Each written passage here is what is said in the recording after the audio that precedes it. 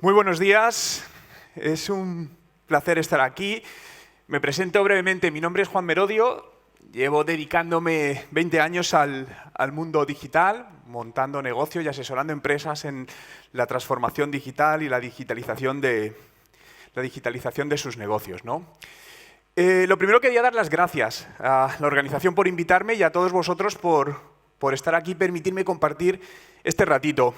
No sé si estáis de acuerdo conmigo en esta frase, no tenemos tiempo para hacer las cosas bien, pero sí para hacerlas dos veces. ¿Estáis de acuerdo? ¿Sí o no? ¿Cuántos de vosotros se ha dado cuenta del error ortográfico que hay en esa frase en la primera lectura? Ser sinceros.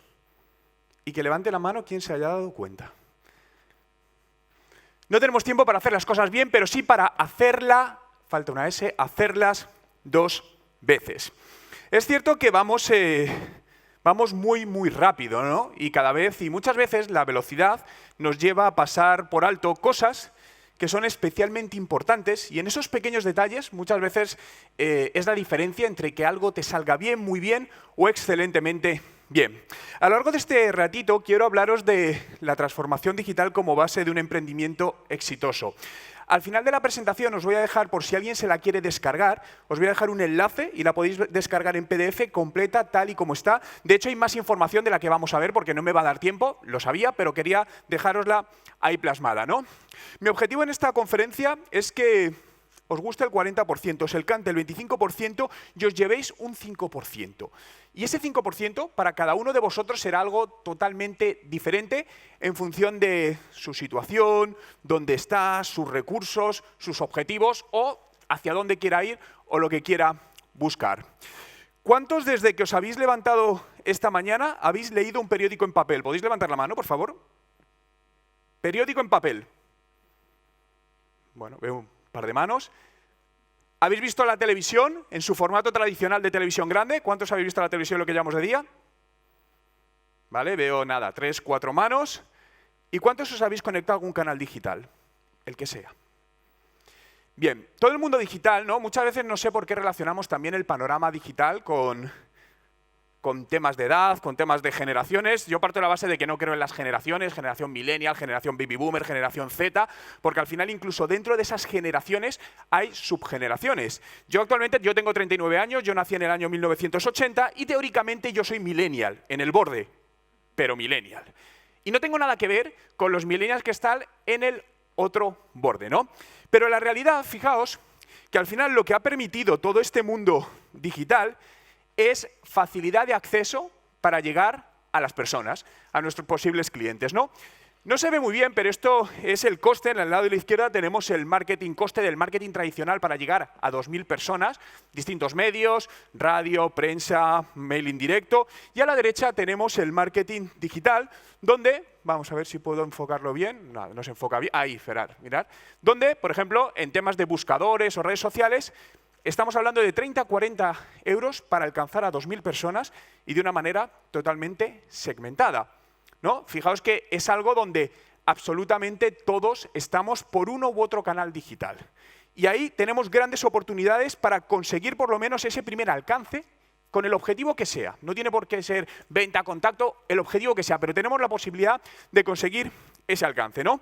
Pero dejadme hacer un breve retroceso, porque creo que es muy importante para saber hacia dónde vamos, ver de dónde venimos, ¿no?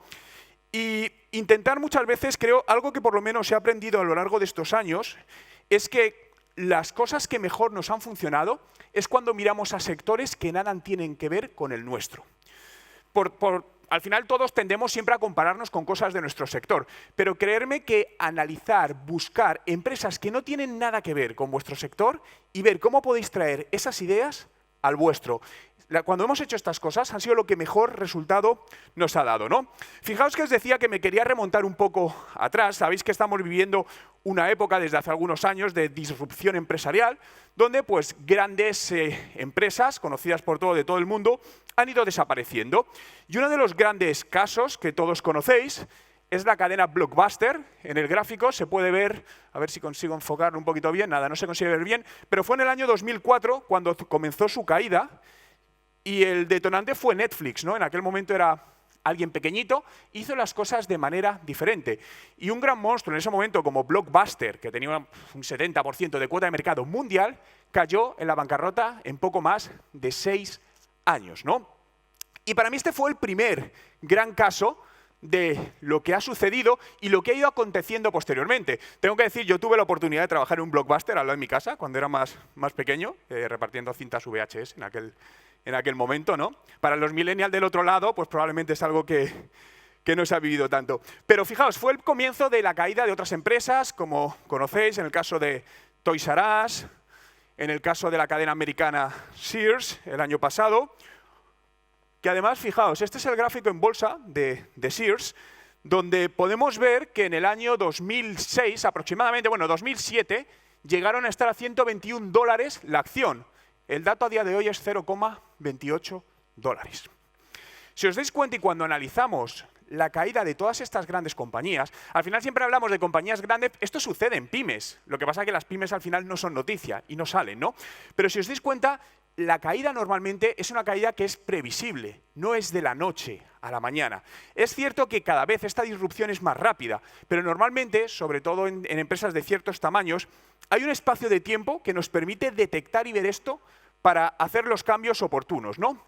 Pero cuando decimos que un negocio que lleva más de 150 años desaparece a día de hoy, ¿a qué se debe?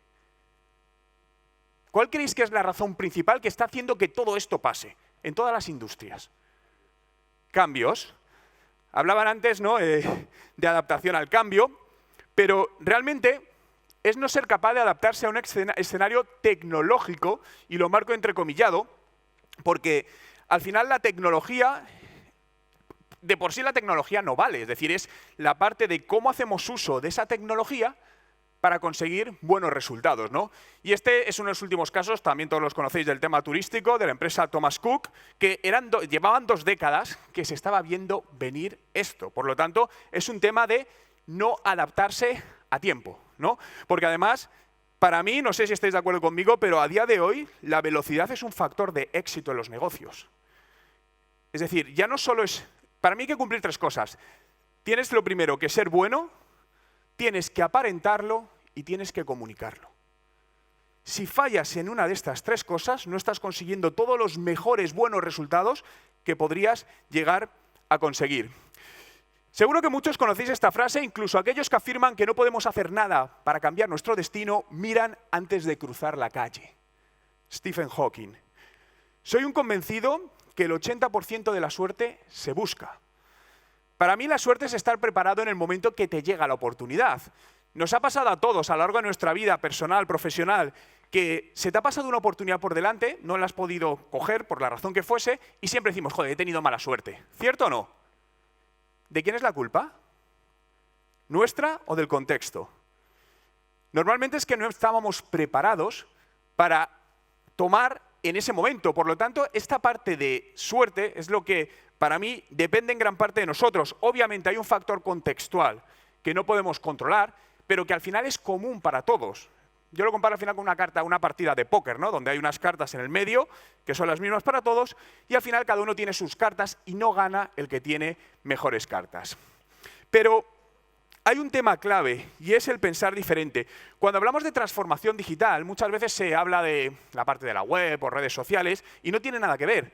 Al final es un tema de cómo gestionamos las empresas, los procesos de management. En definitiva, pensar de una manera totalmente diferente. Hay un libro muy bueno, no sé si lo habéis leído, se llama Pensamiento lateral práctico, de Edward de Bono. Es un libro que recomiendo leer porque os ayudará a buscar soluciones a cosas que aparentemente no las tienen y donde a veces nos ha pasado a todos que estamos en reuniones varias personas, tenemos un problema delante, somos 8 personas y nadie da con la solución. Y de repente llega alguien y dice, oye, ¿ya habéis pensado esto? Y todos, ostras, esa es la solución y no la teníamos delante y no la habíamos visto, ¿no? Y eso es pensamiento lateral práctico. Fijaos, la importancia de pensar diferente. ¿Cuál es la salvación o la clave de la salvación de los negocios en la era digital? Y esto lleva inventado desde antes del año 1950, cuando obviamente lo digital no existía. Y es la llamada destrucción creativa. que acuñó un famoso autor en el año concreto 1942 y que literalmente describe el proceso de innovación que tiene lugar en una economía de mercado en la que los nuevos productos destruyen viejas empresas y modelos de negocio. Justamente es lo que estamos viviendo ahora mismo. Y la solución radica en esta, insisto, en esta sencilla frase que lleva inventada muchísimos años, ¿no? Pero creo que es muy importante preguntarnos, hacernos cierta autorreflexión en este sentido. ¿5 años es mucho tiempo? ¿Los últimos 5 años han cambiado mucho vuestras vidas? ¿Sí o no? ¿Y pasa rápido? Enormemente rápido. Fijaos, para mí es un marco muy importante porque lo que suceda en los próximos 3 o 5 años dependerá de lo que empecéis a hacer hoy. Porque al final, aunque cada vez todo es más rápido, pero todo necesita de cierta atracción, cierta inercia para coger sentido. Primera pregunta, ¿dónde vas a estar en 5 años? ¿Estarás en el mismo sitio donde estás hoy? Probablemente no. ¿Dónde estará tu empresa? ¿Estará en el mismo lugar? Acordaros de Blockbuster, fueron 6 años. Insisto, esto al final depende en gran parte de nosotros. ¿Sabes cómo tomar ventaja respecto a tu competencia? ¿Sabes cómo se mueve este nuevo mundo? ¿Dónde estará tu cliente en 5 años? ¿En el mismo sitio que está hoy? ¿Quién será tu cliente en los próximos 5 años? Mucho cuidado con esto, porque personas que hoy no son nuestros clientes, personas que pueden tener, me invento, 14 años, en 5 años lo pueden ser. Y tienen una manera de ver las cosas totalmente diferente. Por lo que siempre debemos planear varios escenarios. Un escenario cortoplacista, un escenario a medio plazo, un escenario a largo plazo y un escenario a muy largo plazo. De hecho, os digo, yo personalmente tenemos uno de los escenarios que siempre trabajamos con plazos a 10 años.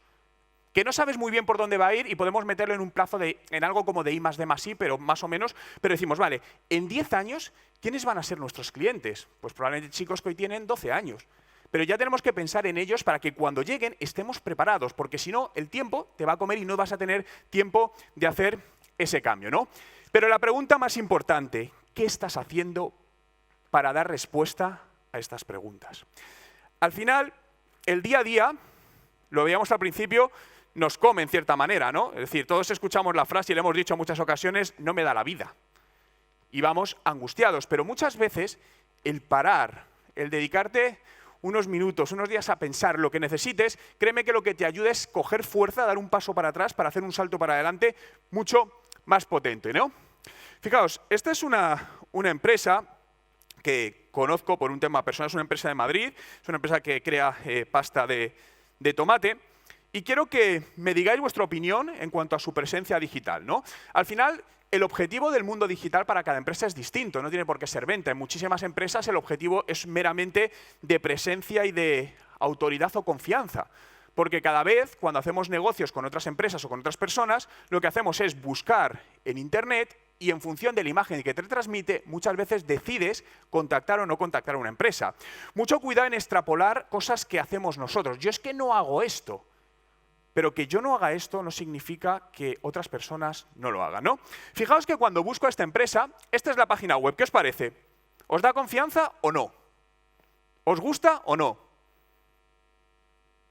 ¿No? ¿Por qué? ¿Está el dueño de la empresa aquí?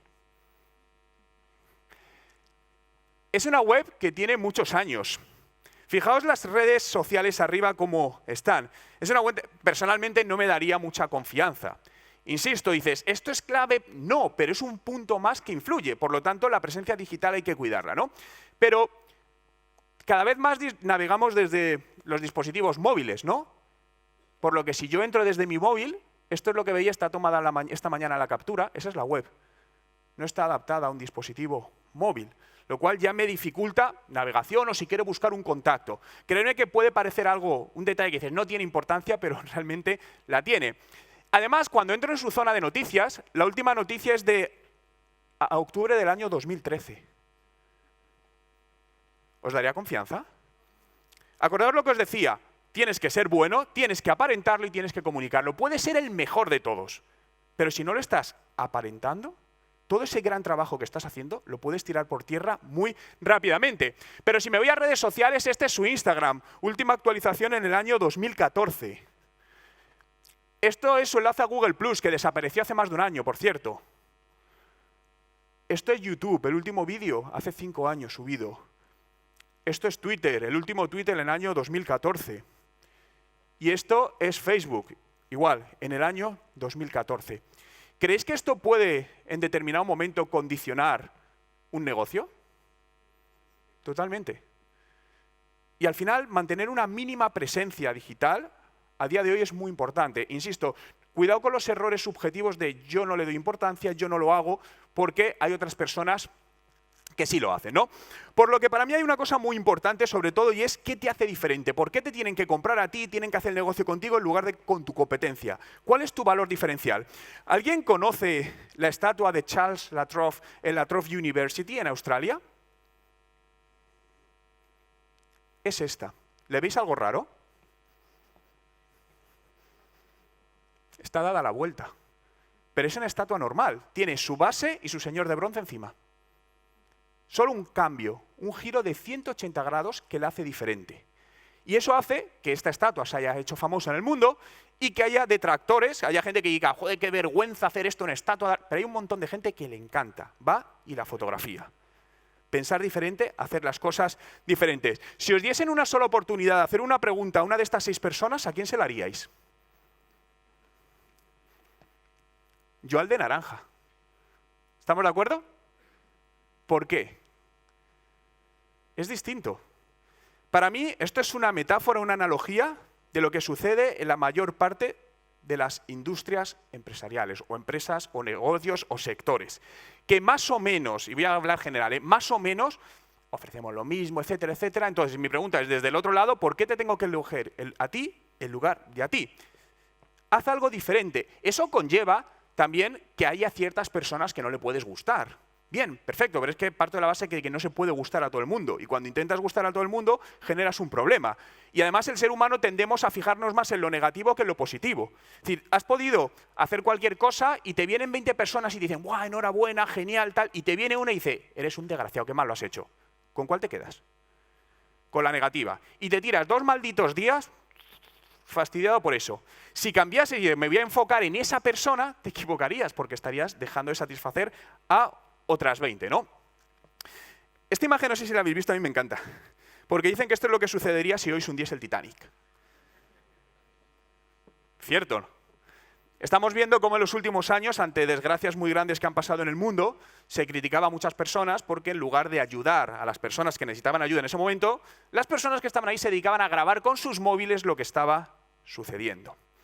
Esto tiene un componente más sociológico, no voy a entrar en ello, pero las redes sociales al final tienen un fuerte componente sociológico. No es otra cosa que otra extensión del comportamiento humano, ¿no? Pero cuando hablamos de esta transformación digital, yo la defino como el rediseño de modelos de negocio y procesos en la empresa con el fin de crear un valor añadido a los empleados y a los clientes en una economía digital caótica. Y digo empleados y clientes. ¿Por qué? Casi, no sé si por igual o casi por igual, porque realmente al final obviamente necesitamos clientes, pero lo que consiga tu empresa no lo vas a conseguir nunca tú solo.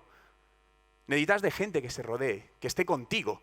Entonces, necesitas tener a la gente adecuada y que la gente adecuada esté además unida en el proyecto. Sé que es algo que es muy típico, que se dice desde recursos humanos, pero es realmente cierto. Si realmente hay muchas veces que un buen proyecto, una buena idea falla por la gente que hay alrededor o porque no es lo adecuado, no se ha creado el clima adecuado, ¿no? Y en toda esta parte de transformación digital, todos estamos oyendo hablar de la robotización o de la inteligencia artificial o de cómo va a quitar puestos de trabajo, pero obviamente va a crear otros y de hecho va a crear muchos más de los que va a quitar. Aquí tenemos un ejemplo, estos son los almacenes de Alibaba, donde el 70% del trabajo está hecho por robots con una eficiencia del 300%, ¿no? Pero cada vez más es algo que vamos a ir viendo absolutamente en todas las industrias, donde al igual que ha habido otras revoluciones en el pasado, desde la revolución industrial, vivimos una revolución tecnológica que obviamente no ha hecho más que empezar el principio de un gran cambio. Para mí no estamos más que al principio de un cambio de era. donde van a llegar muchas más cosas que ya nos están rondando, tecnología blockchain, inteligencia artificial, y todo ello combinado con todo tipo de tecnologías que muchas de ellas están ahora en fases, digamos, experimentales, pero que lo que van a hacer es que van a obligarnos a los negocios a tener que ser mucho más competitivos en todo este mundo, ¿no? Pero claro, muchas veces me voy a ir al plano de la pequeña empresa, micropyme, decimos, vale, la automatización está muy bien, pero muchas de estas cosas a día de hoy requieren grandes inversiones que obviamente no todas las empresas pueden hacer frente a ello, ¿no? Pero lo que quiero transmitir con esto no es en sí la tecnología, sino el pensar en procesos de automatización en las empresas como procesos de mejora de la productividad y la eficiencia en distintas ramas. Es decir, puede ser en la rama de contabilidad, de ventas, de marketing, de atención al cliente, lo que queráis. Es decir, y es algo que a día de hoy para distintas cosas está accesible a cualquier empresa. Esto que os estoy mostrando aquí, esto es una empresa inmobiliaria y lo que estáis viendo a la derecha es algo tan sencillo como un chat donde hay una persona que está atendiendo a otra. Esa persona que está atendiendo a otra es un robot. Os puedo asegurar que en el 99,9% de los casos nadie se da cuenta que lo que hay detrás ahí contestando es un robot. Esa es una herramienta que el coste son de 10 euros al mes, que es asumible prácticamente, diría, por cualquier empresa. Y lo que hace es mejorar procesos, porque al final lo que nos permite en muchos casos es filtrar cierto volumen de información para lo que sea, insisto, esto se puede aplicar a muchas cosas y que no hay intervención humana y automáticamente eso se redirija a las personas oportunas para que no les consuman tiempo en aquello que no debe consumir porque no es tan productivo en ese momento, ¿no? Fijaos que cuando se habla de marketing, y no voy a meter ya la palabra digital, pero cuando se habla de marketing muchas veces se relaciona con publicidad, con anuncios, con redes sociales. Pero para mí marketing es enfocarse en tu cliente. Es la base, de hecho, para mí la base de cualquier negocio es marketing y finanzas. Necesitas las dos cosas. Si una de las dos te fallas, créeme que tienes un serio problema. ¿Es importante enfocarse en el cliente? Por supuesto. Es algo totalmente necesario. Porque al final es lo que, gracias a nuestros clientes, obviamente las empresas pueden crecer, subsistir y seguir adelante, ¿no? Innovación significa pensar qué es lo mejor para ellos. Y transformación no es otra cosa que aplicar lo anterior. Esta transformación digital al final se ha convertido más en como un nombre que se pone de moda para las empresas, pero es algo que no tiene principio y fin, es una constante. Y lo que nos obliga es a las empresas, a mí me gusta definirlo como tener a las empresas en una fase de beta permanente, ¿no? en un testeo permanente donde nunca des por hecho absolutamente nada. Porque incluso lo que te funciona bien hoy, en muy poco tiempo, deja de funcionar. De hecho, cuando analizamos la hegemonía de las empresas en los últimos años, es brutal cómo se ha reducido el periodo que una empresa es líder en su mercado. ¿Os acordáis de BlackBerry? ¿De Motorola? Que hace no tantos años, y eran empresas punteras en innovación. Y en cuestión de 5, 6, 7 años, no se ha sabido nada absolutamente de ellas. Por lo tanto, esta velocidad tiene su parte positiva, pero obviamente tiene una parte que no es tan positiva, ¿no? Por lo que al final esta transformación digital debe estar en el ADN de cualquier emprendedor, de cualquier empresario. Es un tema, insisto, de mentalidad. Y luego esa mentalidad la aplicamos a cómo gestionamos, cómo armamos un negocio y cómo llevamos el día a día de un negocio. No tiene nada que ver con estar en redes sociales, con web, etcétera, etcétera. Esas son herramientas que nos van a ayudar a cumplir misiones concretas, ¿no? Pero fijaos, vale, yo tengo claro que esto lo tengo que hacer. Antes de actuar, ¿qué haríais? Quiero hacer algo. ¿Qué es lo primero que hacemos antes de ir hacia algún sitio o actuar? Analizar quién tiene éxito y copiarle. Si copiar suena muy duro, lo podemos decir inspirarnos. Pero realmente, os decía, fijaos en ideas no solo de vuestro sector y fuera de vuestro sector. Hay empresas que están invirtiendo en I+D+I muchísimo dinero. Por lo tanto, muchas veces el fijarte en ellas te ayuda a decir, vale, si esta gente invierte tanto dinero en esto y le está funcionando, aprovechemos, analicemos cómo lo están haciendo y llevémoslo a nuestro campo, ¿no? ¿Alguien ha subido al Everest? ¿Puede levantar la mano si alguien ha subido al Everest? No es tan raro, últimamente hay excursiones para ir al Everest, que parece eso, hay colas para subir, incluso, ¿no? Pero, ¿iríais solos? ¿Os atreveríais a subir solos? No, ¿verdad? ¿Por qué? Si cuando llegas allí tienes un cartel que te dice, mira, sigue todo recto, que llegas al Everest, a la cima, arribita del todo. ¿Qué sucede si vas tú solo? Que probablemente no voy a decir en un 100%, pero sí en un 99,9% de los casos, no llegues. En el mejor de los casos que llegues a la zona, donde empieza la zona de la muerte, que son los 7.300 metros, en el siguiente tramo, ahí te quedas. Seguro, 99,9% de posibilidades, ¿no? Pero... Uy, no pasa esto. ¿Pero por qué? ¿Qué es lo que haríais para llegar al Everest? ¿Qué necesitáis? Si queréis subir, ¿qué buscaríais? ¿O a quién buscaríais? ¿Un guía, un Sherpa? ¿Por qué? Porque un Sherpa es una persona que ha hecho esto muchas veces con éxito. Y aún así, no te garantiza que vayas a subir y bajar vivo del Everest. Porque incluso ellos, que han podido subir 10, 15 veces, mueren en subidas al Everest con toda la experiencia. No es garantía 100%, pero obviamente cuando te rodeas de alguien que lo ha hecho más veces, pues te aumenta enormemente, es pura estadística, las posibilidades, ¿no? Por lo que mi recomendación aquí es que busquéis al Sherpa digital que os ayude en aquello que necesitáis conseguir. Cuidado, esto que estoy hablando, esto no es marketing digital. Esto es estrategia digital para un negocio aplicada. Y son proyectos totalmente a medida. Es decir, incluso dentro del mismo sector, una estrategia no vale para otra. Se hacen a medida en función del contexto de cada una de las empresas, ¿no? Pero fijaos, una de las cosas más importantes, y si os tenéis que quedar con algo de este ratito, os diría que os quedéis con esto que vamos a ver a continuación, con todo el mundo digital, son los datos. Esto es lo más poderoso que va a tener o que tienen las empresas. De hecho, pensad quiénes son las empresas más poderosas a día de hoy en el mundo. ¿Y por qué son las más poderosas? Google, Facebook, ¿por qué? Los datos. Si ahora mismo os dijese, sacar vuestros teléfonos móviles, desbloquearlo y pasarlo a la persona de al lado que no conocéis, ¿os sentís incómodos o no? ¿A que sí? Dices, ostras, estoy dejando... Aunque no tengas nada, pero te genera... Los datos es el mayor activo. De hecho, al final, los datos son las líneas por donde tienes que ir para tener éxito. Ahí están escondidas. Está escondido lo que tienes que hacer. Es saber cómo interpretar todo eso. De hecho, para mí la base del éxito es falla rápido y falla barato. Consigue esto. Si consigues fallar rápido y barato, consigues el éxito. Porque fallar vas a fallar, seguro. Y si no fallas, créeme que tienes un serio problema. Porque es que no estás haciendo nada. Para mí la innovación es como una ecuación matemática muy simple. Si tú das 3 pasos adelante y retrocedes 2, es que has avanzado 1. Si tú no das 3 pasos adelante, indirectamente lo que vas a hacer es estar retrocediendo, hasta llegar a un punto de no retorno. Y ese es donde es un punto que no hay vuelta atrás, ¿no?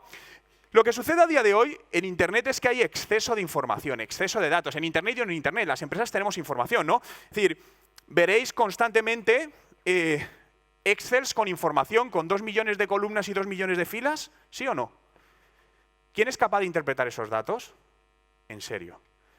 Es decir, 3 horas en hacer un informe que luego se analiza en 10 minutos, ¿no sería al contrario? Donde el ser humano no podemos analizar 100 filas y 100 columnas, es totalmente imposible. Tenemos opciones, si tienes la opción de poder recurrir a empresas de análisis de datos predictivo, que vale, genial, te pueden ayudar. Si no, busquemos y retrocedamos, hagamos, igual que está el mínimo producto viable, que hablaba antes mi compañero, ¿no?, del modelo Lean Startup, busquemos el mínimo dato viable que nos ayude a interpretar, es decir, los mínimos datos que podamos poner en un informe que nos ayuda a convertir los datos, convertirlo en información y la información convertirla en conocimiento.